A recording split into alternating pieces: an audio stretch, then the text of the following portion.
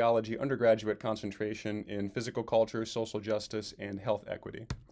Before getting into the focus of this concentration, I want to clarify that the concentration here in physical culture is distinct from the kinesiology minor in sport, commerce, and culture. That's an existing minor that we have in the kinesiology major that is currently approved at the campus level or at whatever level approves such things. It's been dormant for about the last decade or so. It certainly hasn't been offered formally in the 9 years that I've been here as faculty in the program. The kinesiology or the PCS faculty within kinesiology are keen to start offering that minor again, but it's a separate initiative from this concentration. The minor and the in sport, commerce, and culture, and the concentration in physical culture, social justice, and health equity are separate things. There's a little bit of overlap in terms of common courses between the curriculums, but they're separate curriculums, largely speaking, and they serve different groups of students. The concentration is just for our majors in kinesiology, and the minor is a campus level thing that's open to all students, including our kinesiology majors, but would probably primarily be serving not non-majors, but it would be open to our majors as well. But just to clarify, these are separate things. They're not the same thing, and they have different curriculums.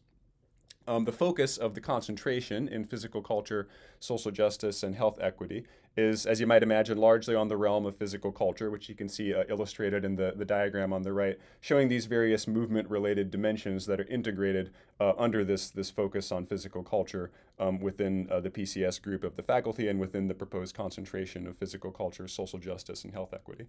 This concentration specifically will frame access to physical culture opportunities as a matter of social justice and health equity. It will provide students with knowledge and tools to critically assess and address physical culture inequities and injustices, especially as they relate to issues such as race, gender, sexuality, social class, age, disability, and nationality.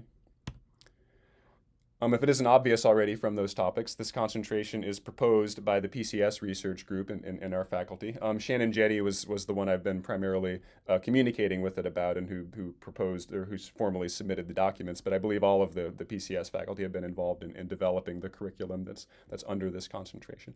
A goal there of physical cultural studies in general and this concentration specifically is research to develop contextually based understandings of corporal practices, discourses, and subjectivities through which active bodies become organized, represented, and experienced in relation to operations of social power.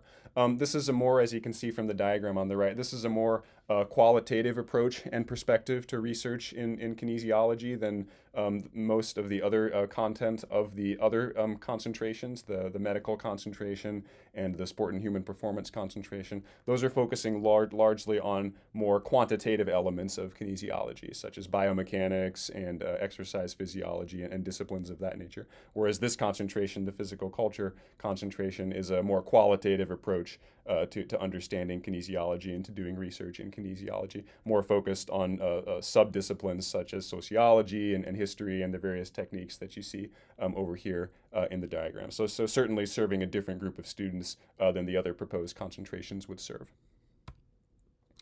Potential career pathways that this concentration could lead to include, I'm not going to read them all off here, but just some examples include physical activity and health programming, entrepreneurship in the fitness and wellness areas, social justice nonprofit organization, working in health and wellness promotion or in recreation and leisure, such as parks and nature programs, physical education at the K-12 level. This could also serve as a sufficient undergraduate background for further degree programs. It says here at UMD, but not necessarily just at UMD, but further graduate level programs, for example, MPH programs or research-based graduate programs in physical cultural studies or master's programs in sport journalism. All career pathways are all graduate degree programs that this concentration would probably serve as a good background for, and certainly a better background for than the other proposed concentrations that we have. Several topics, or numerous topics here actually, that are captured under the courses the students would take. Rather than read those off to you here, I'll just jump ahead to the actual curriculum that these courses fall under for these topics. These students would, again, take largely the same kind of core curriculum that already students are taking in the existing major. It says that 285 and 287 would be required here, and I just want to clarify, this is not saying that under this concentration that these students would only have to take 285 and 287 as the core. They would still take the existing kinesiology core, just like every student in the major. What this is saying is that, and we're not proposing any changes to the core at this time, but the undergrad committee has at times batted around ideas of modifying the core or changing the size of the core. For example, allowing students to select only 6 of the 7 core courses that they would have to take, or modifying what courses in the core have to be taken by certain concentrations if we add concentrations.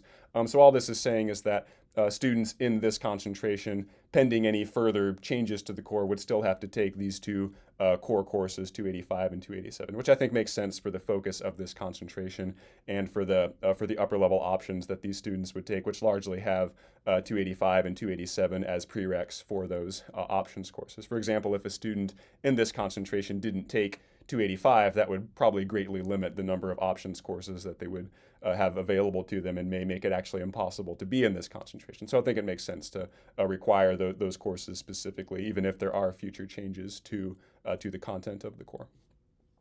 For the options, similar to the other concentrations, students in this concentration would select from a truncated list of the full availability of kinesiology options. They would specifically select 5 courses, again selecting 5 rather than 4 because KNES 497 is no longer a required course in this concentration, and 4 of those courses they select would have to be at the 300 or 400 level.